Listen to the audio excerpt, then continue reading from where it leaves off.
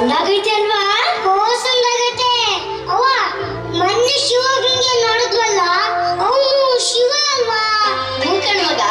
ಇವತ್ತು ಸಿದ್ಧಗಂಗೆ ನೋಡಿದ್ವಲ್ಲ, ಅವನು ಶಿವ ಅಲ್ವಾ? ಹೂ ಕಣ್ ಮಗ, ಅವನು ಶಿವನೇ. ಅವನ್ ಬೇರೆ ಶಿವ, ಇವನ್ ಬೇರೆ ಶಿವನಾ? ಇಲ್ಲ ಮಗ, ಇಬ್ರು ಒಂದೇ ಶಿವ. ಅದೇ ಹಿಂಗೆ, ಅದು ಅಲ್ಲೈತೆ, ಇದು ಇಲ್ಲೈತೆ. ಮಗ, ಶಿವ ಅಲ್ಲೂ ಇರ್ತಾನೆ, ಇಲ್ಲೂ ಇರ್ತಾನೆ, ಎಲ್ಲೆಲ್ಲೂ ಇರ್ತಾನೆ. ಅವನು ಇಲ್ಲದೆ ಇರೋ ಜಾಗನೇ ಇಲ್ಲ. ಹೌದಾ? ಸಿದ್ಧಗಂಗಾ ಮತ್ತೆ ಶಿವಗಂಗೆನಲ್ಲಿ ದೊಡ್ಡ ದೊಡ್ಡ ಮಹಾತ್ಮರು, ವಿರಕ್ತರು ಎಲ್ಲ ತಪಸ್ ಮಾಡಿ ಶಿವನ ನೋಡಿದಿರ್ತಕ್ಕಂದ. ಹೌದಾ? ಅದಕ್ಕೆ ಮಗ, ನಾವ್ ಆಗಾಗ ಅಲ್ಲಿಗೆ ಹೋಗ್ತಿರ್ಬೇಕು. ಹೌದಾ? ಆಗ ನಮಗೂ ಪುಣ್ಯ ಬರ್ತೈತೆ. ಹೌದಾ? ನೋಡ್ ಮಗ, ಇದೆಲ್ಲ ನಿಂಗೆ ಈಗಲೇ ಅರ್ಥ ಆಗಕ್ಕಿಲ್ಲ. ನೀನ್ ದೊಡ್ಡವರಾದ್ಮೇಲೆ ಎಲ್ಲ ತಾನೇ ಅರ್ಥ ಆಯ್ತದೆ, ಆಯ್ತಾ? ಅವ್ವ ನನ್ಗೀಗ ಒಂದ್ ಕತೆ ಹೇಳು. ಯಾವ ಕತೆ ಹೇಳಿ? ಇವತ್ ನಾವು ಸಿದ್ಧಗಂಗೆ ಬೆಟ್ಟಕ್ಕೆ ಹೋಗಿದ್ವಲ್ವಾ, ಅಲ್ಲಿ ಒಂದ್ ಗಂಗಾಮಠ ನೋಡಿದ್ವಲ್ವಾ. ಅವಳಲ್ಲಿ ಹೇಗ್ ಬಂದ್ಲು, ಆ ಬೆಟ್ಟಕ್ಕೆ ಸಿದ್ಧಗಂಗೆ ಅಂತ ಹೆಸರು ಹೇಗ್ ಬಂತು ಅನ್ನೋ ಕತೆ ಹೇಳ. ಸರಿ ಕೇಳಿ. ಹಿಂದೆ ಗೋಸಲ ಸಿದ್ದೇಶ್ವರರು ಅಂತ ದೊಡ್ಡ ಋಷಿಗಳಿದ್ರಂತೆ.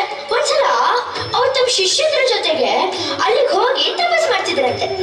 ಹಿಂಗೆ ಒಂದ್ ರಾತ್ರಿ ತಪಸ್ ಮಾಡ್ತಾ ಕೂತ್ಕೊಂಡಿರುವಾಗ ಒಬ್ಬ ವಿರಕ್ತನಿಗೆ ತುಂಬಾ ಬಾಯಾರಿಕೆ ಆಗುತ್ತಂತೆ. ಆಗ ಅವನಿಗೆ ಅಲ್ಲಿ ಕುಡಿಯೋಕ್ ನೀರೇ ಸಿಗ್ಲಿಲ್ವಂತೆ. ಯಾಕಂದ್ರೆ ಅದು ಸುತ್ತ ಬೆಟ್ಟ ಅಲ್ವಾ, ಅದಕ್ಕೆ ಸಿಗ್ಲಿಲ್ವಂತೆ. ನೀರು ನೀರು ಅಂತ ಒದ್ದಾಡ್ತಿರೋ ಆ ವಿರಕ್ತನ ನೋಡಿ ಗೋಸಲ ಸಿದ್ದೇಶ್ವರರು ಅಲ್ಲಿದ್ದು ಒಂದು ಕಲ್ಲು ಬಂಡೆಗೆ ತಮ್ಮ ಮಣಕಾಳಿಂದ ಠುಮ್ ಅಂತ ಒದ್ರಂತೆ ಕಂದ. ಹೌದಾ? ಹೀಗೆ ಸಿದ್ದೇಶ್ವರರ ಕೃಪೆಯಿಂದ ಆ ತಾಯಿ ಗಂಗಾ ಧರೆಗಿಳಿದು ಬಂದ್ಲು ಕಂದ. ಸಿದ್ಧರ ಕೃಪೆಯಿಂದ ಆ ಬೆಟ್ಟದಲ್ಲಿ ನೀರು ಉದ್ಭವ ಆಗಿದ್ದಕ್ಕೆ ಸಿದ್ಧಗಂಗಾ ಅಂತ ಹೆಸರು ಬಂತಂತೆ. ಹೌದಾ? ಹೀಗೆ ತಂದೆ ತಾಯಿಯರ ಅಕ್ಕರೆಯಲ್ಲಿ ಬೆಳೆಯುತ್ತಿದ್ದ ಬಾಲಕ ಶಿವಣ್ಣನಿಗೆ ಆಘಾತಕಾರಿ ಘಟನೆಯೊಂದು ಕಾದಿತ್ತು. ಅದುವೇ ತಾಯಿ ಗಂಗಮ್ಮಳ ಸಾವು. ತಾಯಿಯನ್ನ ಕಳೆದುಕೊಂಡ ಶಿವಣ್ಣ ತಂದೆ ಮತ್ತು ಅಕ್ಕನ ಆರೈಕೆಯಲ್ಲಿ ಕನ್ನಡ ಮತ್ತು ಇಂಗ್ಲಿಷ್ ಲೋಯರ್ ಸೆಕೆಂಡರಿ ಪರೀಕ್ಷೆಯಲ್ಲಿ ಉನ್ನತ ಶ್ರೇಣಿಯಲ್ಲಿ ತೇರ್ಗಡೆಯಾಗಿ 1922ರಲ್ಲಿ ತುಮಕೂರಿಗೆ ಬಂದ ಶಿವಣ್ಣ ಅಲ್ಲಿನ ಸರ್ಕಾರಿ ಹೈಸ್ಕೂಲಿಗೆ ಸೇರಿ ಒಂದು ಕೊಠಡಿಯನ್ನು ಬಾಡಿಗೆಗೆ ಹಿಡಿದು ತಾವೇ ಅಡಿಗೆ ಮಾಡಿಕೊಂಡು ಊಟ ಮಾಡುತ್ತಾ ಹೈಸ್ಕೂಲು ವಿದ್ಯಾಭ್ಯಾಸ ಮುಂದುವರಿಸುತ್ತಾರೆ. ಆದರೆ ಅವರಿಗೆ ಒದಗಿದ ಆರ್ಥಿಕ ಸಂಕಷ್ಟದಿಂದ ಸಿದ್ಧಗಂಗಾ ಮಠದಲ್ಲಿ ಉದ್ಧಾನಯತಿಗಳು ಆರಂಭಿಸಿದ್ದ ವಸತಿ ಶಿಕ್ಷಣ ಪಡೆಯಲು ಮಠಕ್ಕೆ ಆಗಮಿಸುತ್ತಾರೆ. ಅಜ್ಜವ್ರಿಗೆ ಅಡ್ಬಿದ್ದೆ. ನನ್ನ ಹೆಸರು ಶಿವಣ್ಣ. ಮೆಟ್ರಿಕ್ಯುಲೇಷನ್ ಮುಗಿಸಿದೀನಿ. ಮುಂದೆ ಓದ್ಬೇಕು ಅಂತ ಬಹಳ ಆಸೆ ಇದೆ. ಅದಕ್ಕೆ ನಿಮ್ಮ ಆಶ್ರಯ ಕೇಳ್ಕೊಂಡ್ ಬಂದೆ. ಇಲ್ಲಿರೋಕ್ ಸ್ವಲ್ಪ ಅವಕಾಶ ಕೊಟ್ರೆ. ಆ ಸಿದ್ಧಗಂಗಾ ನಿನಗೆ ಒಳ್ಳೇದ್ ಮಾಡ್ಲಿ. ಹಿಂದೊಂದ್ಸಲ ನೀನ್ ಇಲ್ಲಿ ಬಂದಿದ್ದೆ ಅಲ್ವಾ? ಬಾ ಬಾ ಶಿವಣ್ಣ. ಇಷ್ಟೇನ ಎಲ್ಲಿದ್ಯೋ ನೀನು? ಬಾ ಕುಳಿತ್ಕೋ. ನಿನ್ನನ್ನೇ ಎದುರು ನೋಡ್ತಿದ್ದೆ. ತಗೋ ಹಿಡಿ. ಚೆನ್ನಾಗಿ ಓದು. ಮಹಾಪ್ರಸಾದ. ಹೀಗೆ ಮಠಕ್ಕೆ ಪ್ರವೇಶ ಪಡೆದ ಶಿವಣ್ಣ ತನ್ನ ನಡವಳಿಕೆಯಿಂದ ಮಠದ ಅಂದಿನ ಉತ್ತರಾಧಿಕಾರಿಯಾಗಿದ್ದ ಶ್ರೀ ಮರುಳಾರಾಧ್ಯರ ನೆಚ್ಚಿನ ಶಿಷ್ಯನಾಗಿ ಹೈಸ್ಕೂಲ್ ಶಿಕ್ಷಣವನ್ನು ಮುಗಿಸುತ್ತಾರೆ. ನಂತರ ಬೆಂಗಳೂರಿನ ಸೆಂಟ್ರಲ್ ಕಾಲೇಜಿನಲ್ಲಿ ಪದವಿ ವ್ಯಾಸಂಗ ಮಾಡುತ್ತಿದ್ದಾಗ 1930 ಜನವರಿ 16ರಂದು ಮಠದ ಉತ್ತರಾಧಿಕಾರಿಗಳಾದ ಶ್ರೀ ಮರುಳಾರಾಧ್ಯರು ಹಠಾತ್ ಲಿಂಗೈಕ್ಯರಾದರೆಂಬ ಸುದ್ದಿ ತಿಳಿದು ಮಠಕ್ಕೆ ಧಾವಿಸುತ್ತಾರೆ. ಆಗ ಅಜ್ಜವ್ರಿಗೆ ಅಡ್ಬಿದ್ದೆ. ಆ ಶಿವಣ್ಣ, ಮರುಳಾರಾಧ್ಯರ ನಂತರ ಮಠದ ಉತ್ತರಾಧಿಕಾರಿಗಳು ಯಾರೆಂದು ನಾವು ಜನಾಭಿಪ್ರಾಯವನ್ನು ಸಂಗ್ರಹಿಸಿದಾಗ ಎಲ್ಲರೂ ನಿನ್ನ ಹೆಸರನ್ನೇ ಸೂಚಿಸಿದ್ದಾರೆ. ಸಿದ್ಧಗಂಗನ ಪ್ರೇರಣೆಯೂ ಅದೇ ಆಗಿದೆ. ನಿನ್ನ ಅಭಿಪ್ರಾಯವೇನು? ಗುರುಗಳ ಆಜ್ಞೆ. ನಾನು ತಯಾರಿದ್ದೇನೆ. ಚೆನ್ನಾಗಿ ಯೋಚನೆ ಮಾಡಿ ಹೇಳು ಶಿವಣ್ಣ. ಸನ್ಯಾಸಿಯ ಬದುಕು ಹಾಲು ತುಪ್ಪ ತಿಂದಷ್ಟು ಸುಲಭವಲ್ಲ. ಸನ್ಯಾಸತ್ವ ಅಂದರೆ ಎಲ್ಲದರಿಂದ ವಿರಕ್ತನಾಗುವುದು ಅಲ್ಲ. ಸನ್ಯಾಸಿಯ ಜೀವನ ಕತ್ತಿಯ ಅಲಗಿನ ಮೇಲೆ ನಡೆದ ಹಾಗೆ. ಇಡೀ ಸಮಾಜವನ್ನೇ ತನ್ನ ಸಂಸಾರವೆಂದು ಬಾಳುವವನೇ ನಿಜವಾದ ಸನ್ಯಾಸಿ. ಈಗ ಗುರು ಬೆನ್ನ ಹಿಂದೆ ಇದ್ದರೆ ಗುರಿ ತಲುಪುವುದು ಕಷ್ಟ ಅಲ್ಲ ಗುರುಗಳೇ. ನಿಮ್ಮ ಆಶೀರ್ವಾದ ಒಂದಿದ್ದರೆ ಸಾಕು. ಆ ಸಿದ್ಧಗಂಗನ ಕೃಪೆ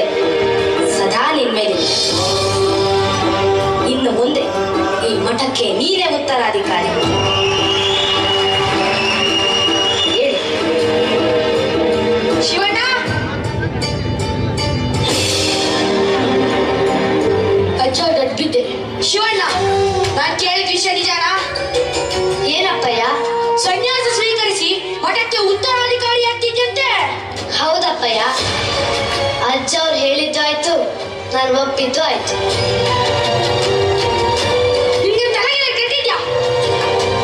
ಚೆನ್ನಾಗಿ ಓದಿ ನಮ್ಮ ಕುಟುಂಬಕ್ಕೆ ಒಳ್ಳೆ ಹೆಸರು ತರ್ತೀಯ. ಆಮೇಲೆ ನಿಂಗೆ ಲಗ್ನ ಮಾಡಿ ನೆಮ್ಮದಿಯ ಕಣ್ಮುಚ್ಚನ ಅಂತ ಕಳ್ಸ್ಕೊಂತಿದ್ರೆ ಸನ್ಯಾಸಿ ಆಗ್ತೀನಿ ಅಂತಿದ್ಯಲ್ಲ. ಇದೆಲ್ಲ ಬೇಡ ಮಗ್ನೆ, ಈ ಮಠದ ಸಹವಾಸ ಬಿಟ್ಬಿಡು. ಇರೋ ಆಸ್ತಿ ಪಾಸ್ತಿ ನೋಡ್ಕೊಂಡು ರಾಜನ್ ತರ ಇರುವಂತೆ ಬಾ. ಇಲ್ಲ ಅಪ್ಪಯ್ಯ, ನನಗೆ ಮದುವೆ ಸಂಸಾರದ ಬಗ್ಗೆ ಆಸಕ್ತಿ ಇಲ್ಲ. ನನ್ನ ಕರ್ತವ್ಯ ಒಂದೇ, ಮಠಾಧಿಕಾರಿಯಾಗಿ ಈ ಕ್ಷೇತ್ರವನ್ನು ಮುನ್ನಡೆಸಬೇಕು. ನನಗೆ ಆಶೀರ್ವಾದ ಮಾಡಿ.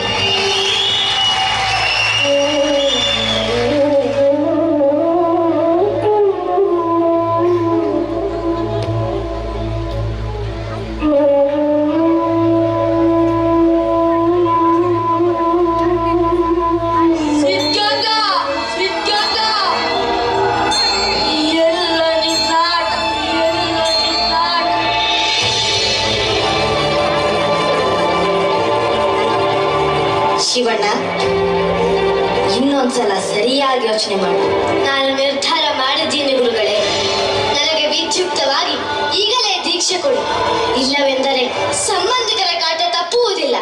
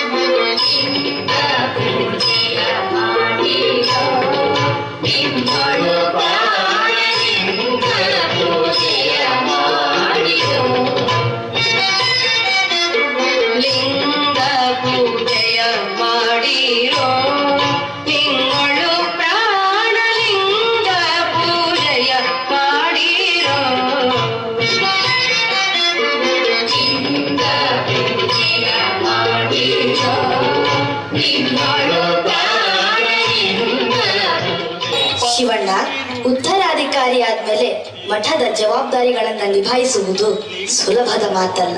ಅನ್ನದಾಸೋಹ, ಶಿಕ್ಷಣದ ಎಲ್ಲಾ ಜವಾಬ್ದಾರಿಗಳನ್ನ ನೀನೇ ಹೊರಬೇಕು. ಅದಕ್ಕೆ ನಮ್ಮ ಕಡೆಯಿಂದ ಯಾವುದೇ ಸಹಾಯ ಸಿಗುವುದಿಲ್ಲ. ಹಸಿದಾಗ ಅನ್ನ ನೀಡುವಾತ ದಾನಿಯಲ್ಲ, ದಾಸನಾಗಿ ಉಣಬಡಿಸುತ್ತಾನೆ. ಬಡವರಲ್ಲಿ ದೇವರನ್ನು ಕಾಣುವ ಪರಿಪಾಠವಿದು. ಹೀಗಂತೆ ಅಣ್ಣ ಬಸವಣ್ಣನವರು ಹೇಳಿದ್ದಾರೆ. ಅದರಂತೆ ನಾನು ನಡೀತೀನಿ. ನಿಮ್ಮ ಆಶೀರ್ವಾದ ನನ್ನ ಮೇಲಿರಲಿ. ಶಿವಣ್ಣ, ತಗೋ ಅನ್ನದಾಸೋಹ, ಜ್ಞಾನದಾಸೋಹ. ಬೇಡಿ ಬಂದವರಿಗೆ ಆಶ್ರಯ ಎಂದಿಗೂ ನಿಲ್ಲಿಸಬೇಡ. ತಗೋ. ಜಯ ಸಿದ್ಧಗಂಗಾ. ಜ್ಯೋತಿ ಬೆಳಗುತ್ತಿವೆ, ಜ್ಯೋತಿ. ಜಯ ಸಿದ್ಧಗಂಗಾ.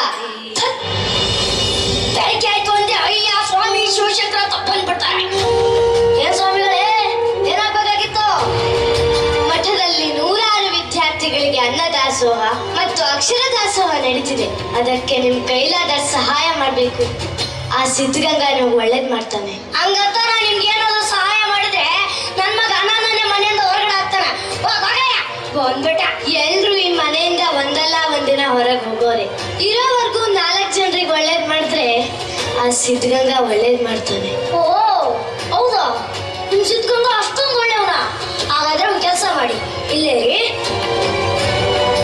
ತಗೊಳ್ಳಿ. ಇದರಲ್ಲಿ 700 ರೂಪಾಯಿ ರೊಕ್ಕ ಇದೆ. ಆಗ ಕೆತ್ತು ತಿಂದು ಎಲ್ಲ ಹಾಳಾಗೋಗಿದೆ. ಇದನ್ನ ಬದಲಾಯಿಸಿ ಹೊಸ ನೋಟ್ ಕೊಡ್ಸಿದ್ರೆ ನಾನು ನಿಮ್ಗೆ ಏನ್ ಸಹಾಯ ಬೇಕೋ ಮಾಡ್ತೀನಿ. ಹಾಗೆ ಆಗಲಿ, ತಗೊಳ್ಳಿ. ನಾಳೆ ಮಠಕ್ಕೆ ಬಂದು ನಿಮ್ಮ ಹೊಸ ಹಣ ತೆಗೆದುಕೊಂಡು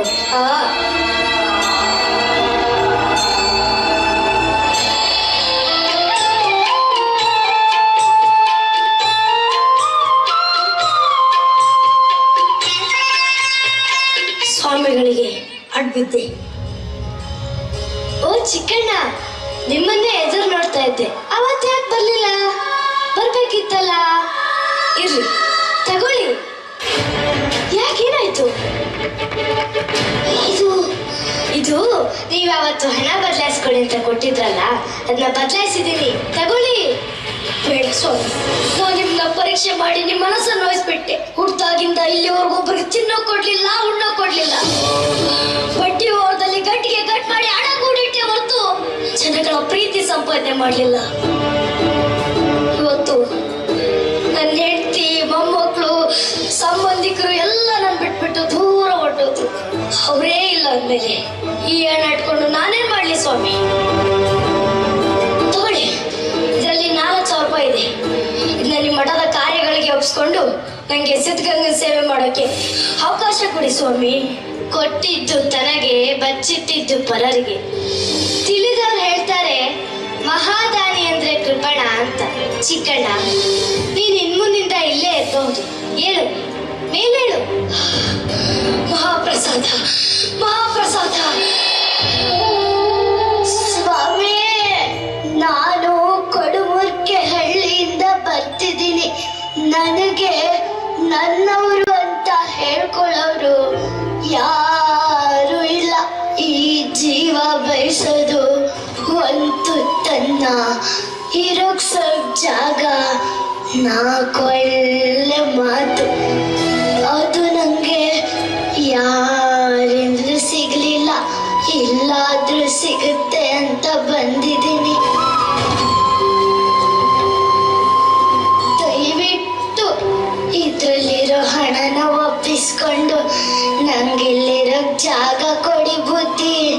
ನನ್ನ ಕೊನೆ ಉಸಿರಿರೋವರೆಗೂ ಆ ಸಿದ್ಧಲಿಂಗೇಶ್ವರನ್ ಸೇವೆ ಮಾಡಿಕೊಂಡು ನನ್ನ ಪ್ರಾಣ ಬಿಡ್ತೀನಿ ಸ್ವಾಮಿ.